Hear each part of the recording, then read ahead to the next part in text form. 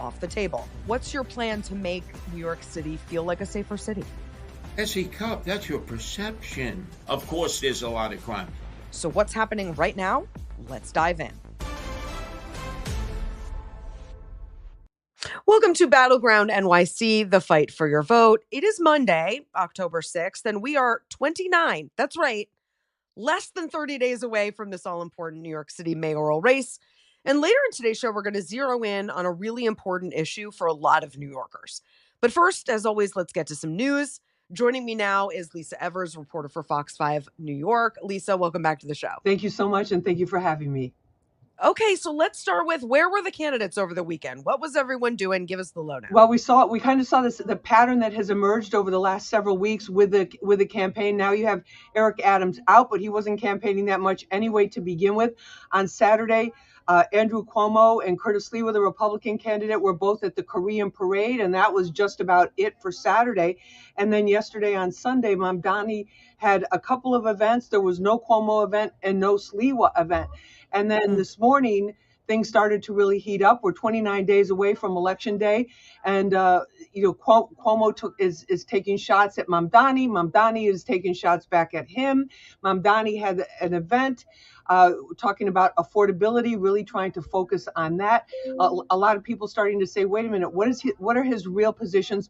What is he really going to do? We all know, everybody knows New York is too expensive. Everybody knows things just cost too much, but what is he really going to do? And then he debuted this calculator, this affordability calculator, which I checked out before it came out. I knew we would be talking about it. And you go to it, and the first question is, are you rent stabilized or not? Yes or no? And that's only about 25% of all of the people who rent apartments in New York City. So that's already getting some of his critics, giving them a little bit of ammunition there. Yeah, I'm starting to see these stories pop up in the news. What will Mamdani's policies cost? Those are questions we should probably be asking, right? We should probably be asking questions about what all of the policy proposals that he has in mind, what will they cost, and how likely is Albany to want to fund them or help him fulfill these. So it feels like we're getting to the part of the campaign where we start to ask really good questions. And that's very that's very astute of you to say that, because people are starting to say, well, it's not just, it's how much it's going to cost. One of the biggest costs for New Yorkers is taxes. We're triple taxed. You can't deduct state and local taxes like you could in the past. It's a huge thing. So you add state and local taxes. It's almost like another federal income tax on working New Yorkers, hitting the middle class pretty much the hardest. And then with Mamdani, a lot of people are looking at, it's great to be Santa Claus, but who's paying for all the presents in the sack there that you want to give out, like the free childcare and all of these other things. And and then the idea of socialized grocery stores, people are not really feeling that too much. And so, but nobody in the campaign, none of the three that are remaining, that none of them are talking about reducing taxes for New Yorkers, which would be the shortest and fastest and most equitable way to put money into New Yorkers' pockets. They're also criticizing, Mamdani is starting to come under criticism from some people about not understanding how the system works. And as you cover politics, it's one thing to see it from the outside, as we do when we're consuming social media or seeing TV news reports. It's another when you understand, to get something into law, what's that process, to deal with some of these programs, which so many of them in New York City, as you know, are triple. You've got city funds, state funds, federal funds. You have to know who's doing what and who can actually put the money down on the table to make it happen. And he's shown remember, he was just a newly elected assemblyman, not even in office for that long. And so he doesn't seem to understand some of the government machinations and some of the government structures that are actually in there, and who has what kind of power. So that's pretty, and it may be a case. The Cuomo people are hoping it's going to be a case of kind of like the bloom is off the rose here, and the silver is starting to tarnish, and he's not looking as good as he did initially. But his supporters are behind him 1,000%, whatever he Yeah, that feels like Cuomo wish casting. Yes, That feels like Cuomo 100%. willing that to be the case. Not yet anyway. But we teased the fundraising totals that were about to come out on Friday last week. We didn't get to dive into them. What can you tell us Well, about where the candidates are at? one of the things is, everyone's been focusing on, well, Adams is out and where his voters going to go. I mean, there weren't that many that were saying they were going to vote for him in the polls. Now, there could have been a large hidden group that was just not decided or whatever.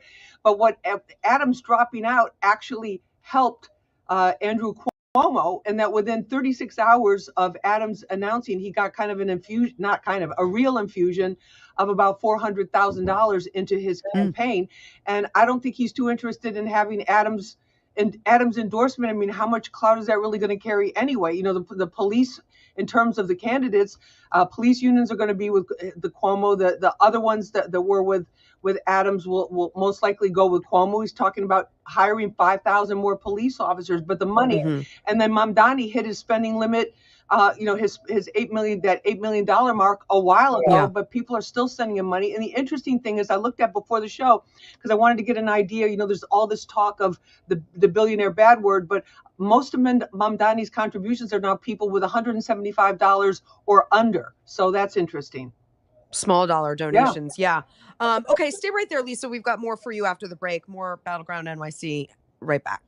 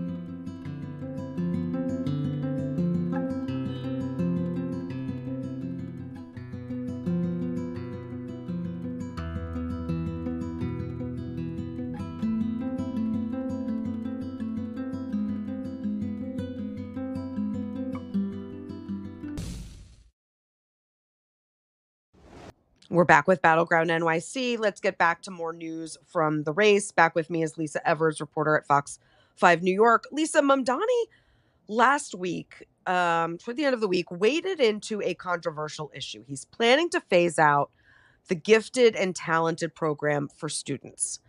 Explain the controversy. When you're at the kindergarten level, there are different tests that the kids are given and then if you want to go into some of these specialized schools, because the rules for schools and the choosing of schools and where can you go and where are you eligible to get your kid to go. And there's public schools that are actually charter schools, but they're part of the public school system. It's a very complicated thing and very intimidating thing for parents to do. But the kids for that program, these kids that are really super bright, to be in a regular classroom, especially now with kids' attention span is like maybe a nanosecond at the longest. It's just not doing anybody any good. But Mamdani is saying he wants to do away with these programs altogether because it tracks kids, it stigmatizes the kids who don't get into these programs. Whereas the city officials, the city government, the boards of education, going back even to Bloomberg, were like, listen, we need to have the kids that are the brightest, they need to be challenged more if we want them to stay in school and not drop out like 50% of the kids do when they reach 15 or 16. We want them to continue. So he's making it sound as if it's an elitist thing, but we're talking about public school here. And realistically, the people that have money and that can afford to, they're sending their kids to charter schools, they're sending their kids Yeah, to and private private schools. schools, And the private schools, a lot of them, it's even tougher to get into than, many colleges for these kids and families, people registering their kids, like yeah, right after they're I born. um I saw Washington Post had an editorial in response to this, and they said in this editorial, Mamdani's treading on dangerous ground by holding back gifted students in the name of equity. Because Lisa, you know this, I know this. To a lot of New York families, these programs aren't just like status symbols; they're a way for their kids to get more opportunities, and they can be a lifeline for gifted students who don't have financial backing to get the attention of prestigious schools or prestigious colleges, and again more opportunities. So how do you think New York families see this proposal by I Mamdani? think I think I would say, just from my work in the community and being out in the community too, and knowing working parents that they're really trying to give their kids the best they can. They don't have the money for private schools. Yeah. This is taking, you're taking something away from them. You're taking an opportunity away from them. And I mean, there's so many people, particularly in the inner city communities. The self empowerment through education is a very big theme. The Black excellence theme is very, very big in a lot of our schools, particularly in Brooklyn and the Bronx. They base it Hmm. on that. They model, they do things for the kids to let them know, if you do the work and you do the right thing, you can go to There's this other track for you. yeah, Yeah. and Yeah. you're determining your own destiny. And the education, as we know, that this has historically been, I mean, I'm sure there's tons of studies about it, that historically been proven to be the greatest leveler of society, and in terms of giving people opportunities. The more education, they do better. It's simple. It's shown over and over and over again. So people are taking it as if he's advocating taking something away. And I think there's another growing suspicion too, among people just on the ground, people I talk to as I'm doing stories and reporting and out in the Hmm. community for events and things. It's just, they just don't feel like they know what they're getting with Mamdani. They feel like today we could get this, tomorrow this could be taken away. You want to give us lifetime child care, but you're going to take away the gifted program. And my kid's doing really well and smart, and Mm. I'd rather have him go to college than do a prison bid because he was in a gang at 14. Yeah, it's not an issue that's been top of mind during this campaign, this specific program and what to do about it. So it's sort of an interesting latecomer in this Yes. campaign for him to throw out, and maybe is getting a bit more pushback than he anticipated. But we'll see if it has legs over the next couple of weeks. Before I let you go, just real quick, Lisa, Mamdani did get a boost from the Hotel and Gaming Trade Council today. Um, is that important? I think it's definitely important. I mean, we're in the middle of the casino wars right now. Yeah, They're talking right. about huge casinos, and any type of organized support is very, very important. And then we're also going into the final stretch here. That this is where the money gets spent. They really need the money to spend, and where every organized block of votes is going to really count, especially if Cuomo's trying to, which he is. Cuomo's trying to beat Mamdani's ground game, which we've talked about on your show. Yeah. Is just if And go after labor votes. Yeah. he's winning votes from people that hate him, and I mean he's winning kudos from people that hate him, Yeah. who are admiring how he's done this, get out the vote, get into the community, the canvassing, all of Yeah. that type of thing. So we'll see what happens with that. Lisa Evers, thanks so much for being here. As always, we really appreciate your reporting. Thank you very much. Okay, when we come back, we'll talk with one advocate for commuters in New York City. Battleground NYC, we'll be right back.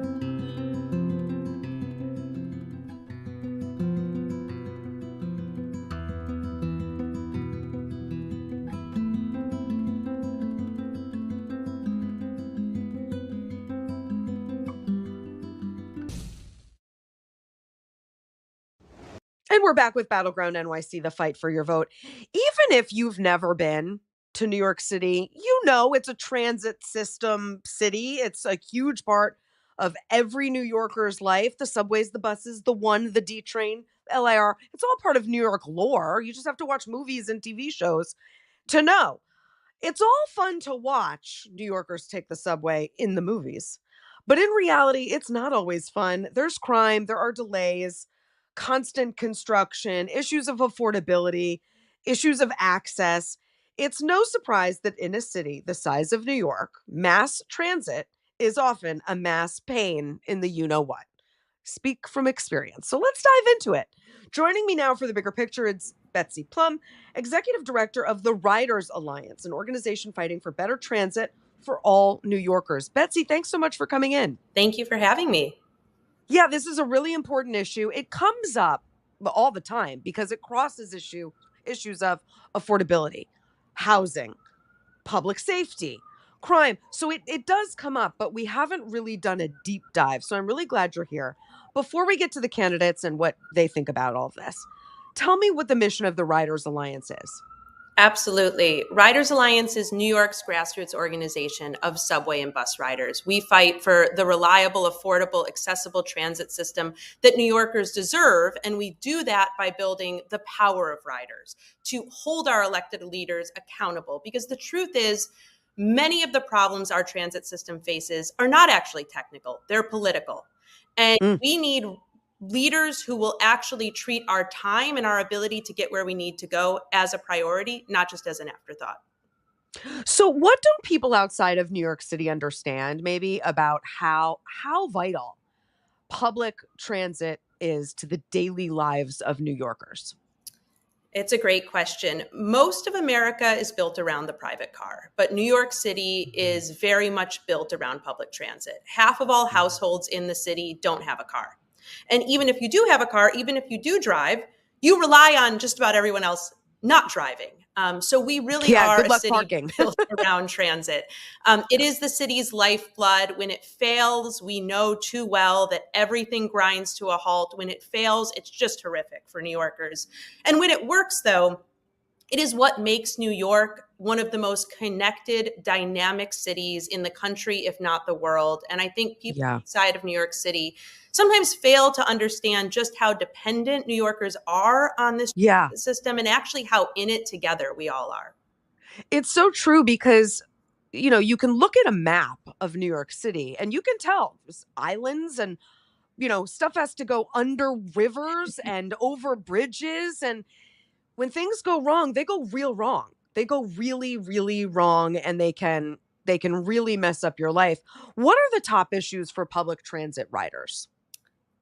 Well, I think if you asked every New Yorker, you'd get a different answer. There are a lot of issues. Yes. We try to summarize it. I would say three of the top things that we talk about at Riders Alliance is reliability, right?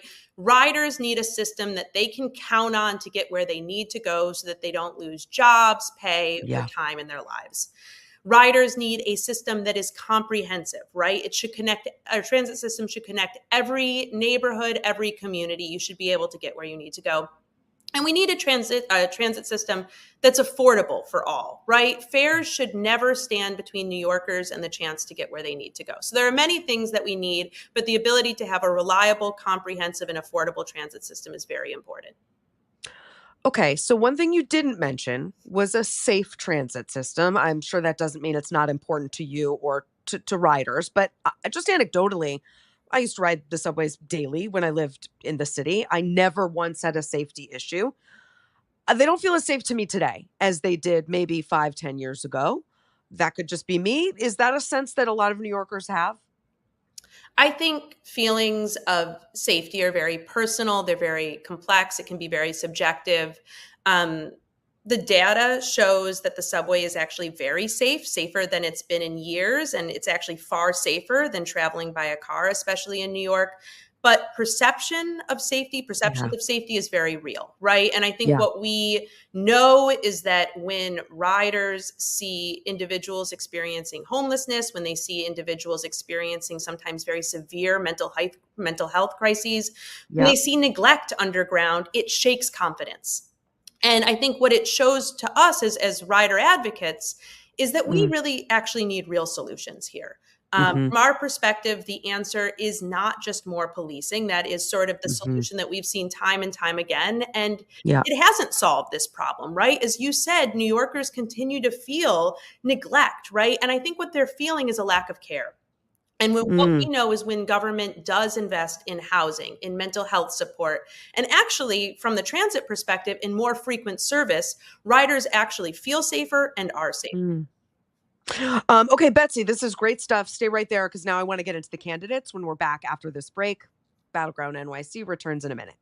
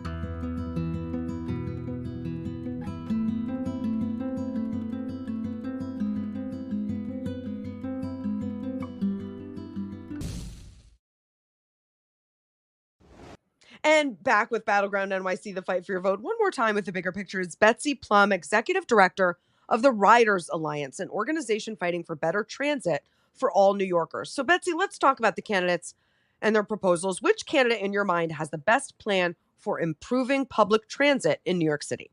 Well, last week, Riders Alliance made our first ever political endorsement. We are very proud to endorse Sohran Mamdani for mayor. No candidate has centered bus riders in particular more than him in his race for mayor, but also as an elected official. Few elected officials have shown up for transit riders in the way that Assemblymember Mamdani has.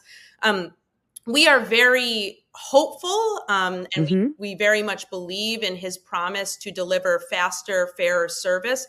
But I say that because he already has delivered for riders. We worked with him in 2022, 2023. We have a long track record of actually fighting for campaigns together. Some folks might remember that the MTA was facing $1 billion fiscal cliff coming out of the pandemic, like transit systems across the country. The MTA actually averted that fiscal cliff in great part due to Assemblymember Mamdani's leadership in the same budget year that he won the greatest frequency investment for more subway trains to come more frequently in modern MTA history, alongside the fare free, bus pilot that we've heard a lot about in his campaign. Yeah, let's talk about that. Because I'm sure that sounds good to a lot of New Yorkers. He has definitely made it central to his campaign. And you're right, we don't hear a lot about bus riders in the city. And it's a huge part of the population. I used to ride the bus as well. Who pays for free buses, though? There are many ways to potentially finance free buses at both the city and the state levels. Free Okay. buses, for a comparative measure, would cost less than 1% of the city's budget, which I think puts that into perspective, what we're talking about. Yeah. Ultimately, budgets are all documents of values and what we choose to invest our collective resources in. And at Riders Alliance, we absolutely believe that more investment in bus riders would be a worthwhile use of those budget dollars, especially considering who bus riders are in this city and how much we depend on them. Yeah, for sure. What about a plan to just decriminalize fare hopping that I heard him talking about? How is that fair? No pun intended. Like, why bother paying if you're just going to allow people to hop over the turnstiles? Well, there have already been a lot of efforts to actually decriminalize fare evasion, and it has a lot to do with not creating a system where there are no rules. I don't think anyone's Okay. seeking to do that, but it means not criminalizing poverty.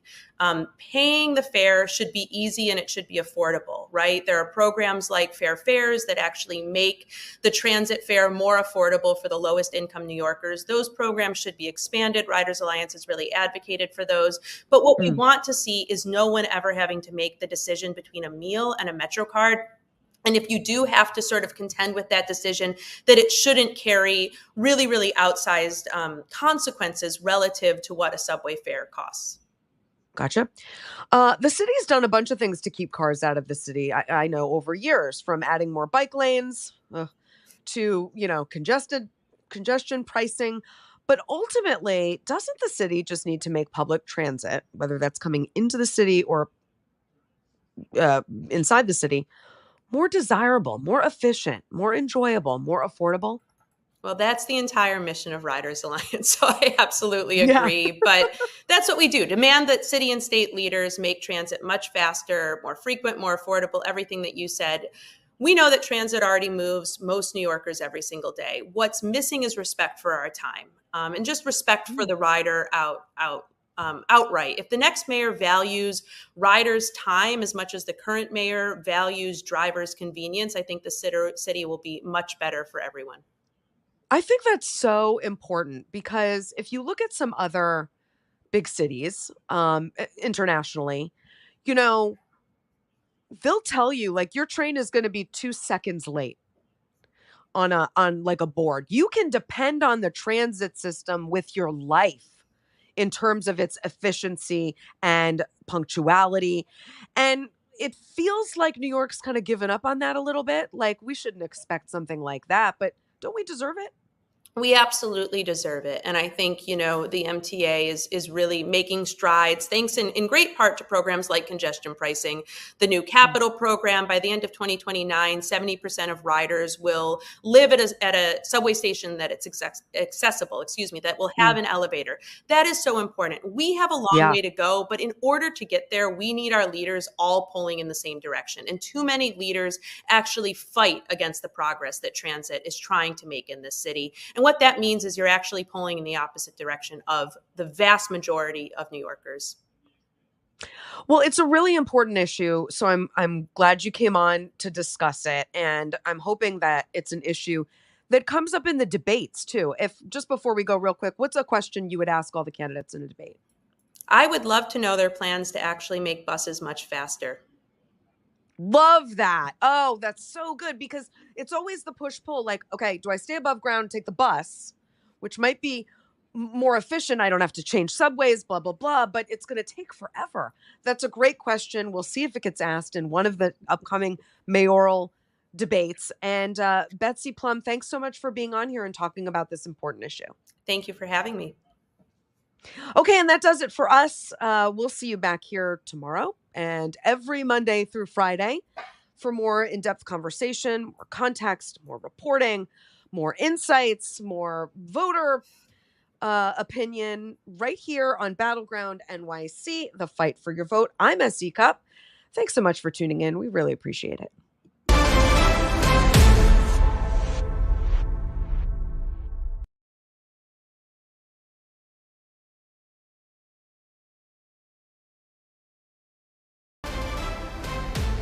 Thanks for watching Battleground. We're now joining Live Now's nonstop stream of live and breaking news. Rights. The Constitution applies to all of our residents. This president wants to remake a country by the ultra-rich and for the ultra-rich, and he wants to use the military and his private militarized force to repress the rights of poor and working people. We'd prefer a government that is of, by,